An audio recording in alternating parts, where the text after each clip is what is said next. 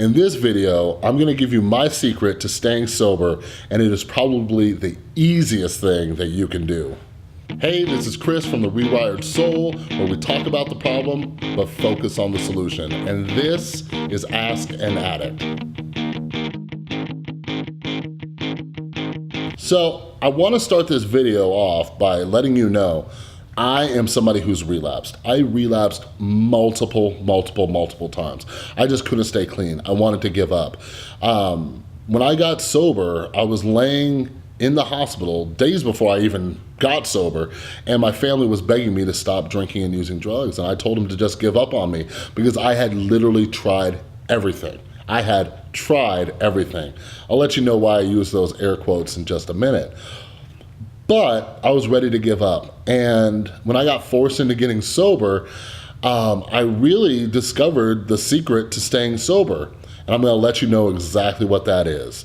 The only thing that you have to do to stay sober is do exactly the opposite of everything that you were doing. It is really that easy. But I'll tell you this, the reason why relapse rates are so high is because people have too much pride, too big of an ego to do something that simple. And I am one of those people. So let me clarify with you on what I mean by this. When I got sober, first off, I didn't want to get sober. I was forced into sobriety. I did not want to get sober at all. But sticking around long enough, hearing enough stories from people who were sober, I realized that maybe it's something that I wanted to do. I heard these little things here and there, like the only thing you have to change is everything, and just for today, and all this other stuff, and I never really understood what that meant. But I kept hearing something else, which was this acronym KISS, K-I-S-S, keep it simple, stupid. And a lot of us who get sober, a lot of us are very smart and we're very over-analytical, and we're always asking why, or how does this work, or why would that work, and this and this and this. And I had to keep it very simple. So all I did was, this is the only thing that I had to do, and I don't even think I realized at the time that I was doing it, but I looked back at every single thing that had led to my relapse, and everything started making sense. It really gave me the willingness to try something new.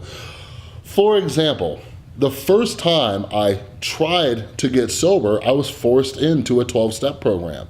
And I told them that, oh yeah, I'll go. And I sat in there for 3 months, and I was sober for 3 months. But all I did, literally, was sit in there, zone out, and stare at the clock. And then next thing you know, I relapsed.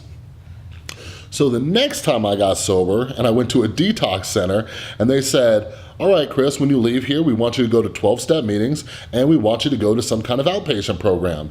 And my brain tells me, well, you already tried the 12-step meetings. That doesn't work, so don't do that. And then I went to outpatient once, and just sitting in that group and hearing all these people whine about their problems, I'm like, nah, I don't need this. And I stayed sober for 3 months again. But something kept happening, like 3 or 4 months was right at my peak, and then something would happen, I would relapse. So this time when I actually wanted to stay sober, I had to dissect that, I had to analyze it, I had to look at it and say, what was I not willing to do? What wasn't I doing? Or what was I doing? And I was like, maybe if I just do the opposite of that. And it's hard. This is something that not just addicts and alcoholics struggle with, this is something that people struggle with. One of the most difficult challenges that every human on earth has is stepping back, finding some humility, and thinking, maybe I don't know the best way to do everything. Maybe I need to try something new.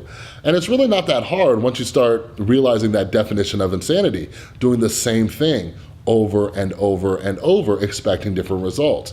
So my first part was staying in California. I'm from Las Vegas, and I stayed in California. See, one of the reasons that I kept relapsing was because I was in Las Vegas. And no, it's not just because it's Las Vegas and Sin City. Like, I don't know about you watching this, but I'm the type of addict where you could put me on a deserted island and I will figure out a way to get high. So it had nothing to do with the fact that it was Las Vegas. The problem was the people I was hanging out with, the situations I was getting myself into, the freedom I had by living on my own. These were all things that added up and led back to me using or drinking. So when I got out of my environment and I stayed in California for a year, which was very difficult because my son was in Las Vegas, I was finally able to get a good amount of sobriety because that was the first thing I changed. The next thing was that I refused to do anything that anybody told me. And I talk about this in my book. It's on Amazon if you want to check it out. But I talk about it in my book about how I became a yes man. What I started to do, what I started to force myself to do was say yes to literally everything. If somebody told me to do something, I would just do it. And what I started to see was that they were right. My whole way of thinking had been incorrect this whole time.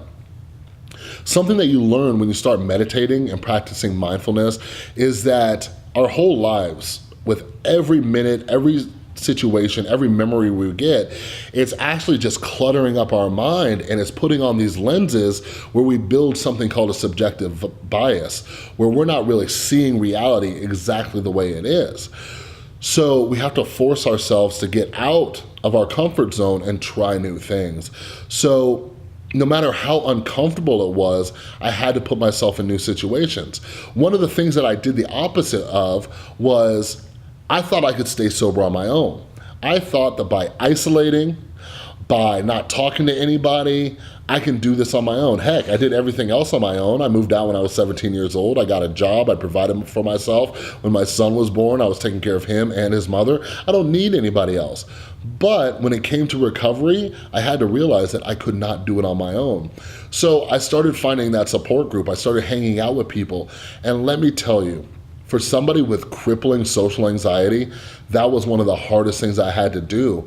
And I would just go and I would hang out at the coffee shop with 15 or 20 addicts and alcoholics in recovery who I barely even know, and I would just stand there in silence. And it was the most uncomfortable thing I've ever done in my life.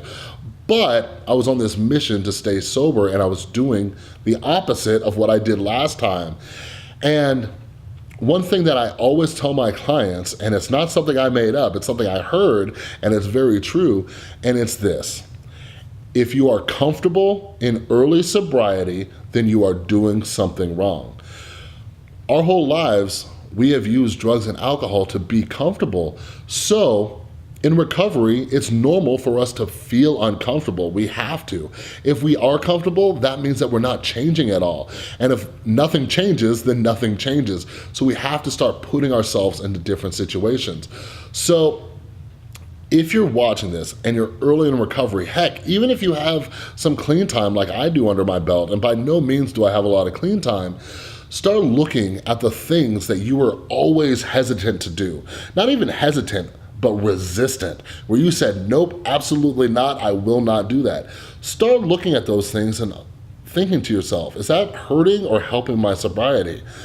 And take baby steps. That's the best advice I can give you. Take very small baby steps. I heard very early in my recovery, somebody said, just do one thing a day that you don't want to do. Just one thing. And over time, you start changing a little bit, and a little bit more. And eventually, you see that you're staying sober and your whole life begins to change. So like I said, this recovery thing can be as easy as you want it to be. And the simplest thing that you can do is the opposite of everything that you did before. And don't forget, if you have questions that you want me to answer about addiction, about recovery, about helping a friend or family member, leave it in the comments below. If you like this video, go ahead and give it a thumbs up. Don't forget to subscribe so you don't miss any of the new daily content that I put out. And also don't forget to follow me on Instagram or Twitter at The Rewired Soul. I'll see you next time.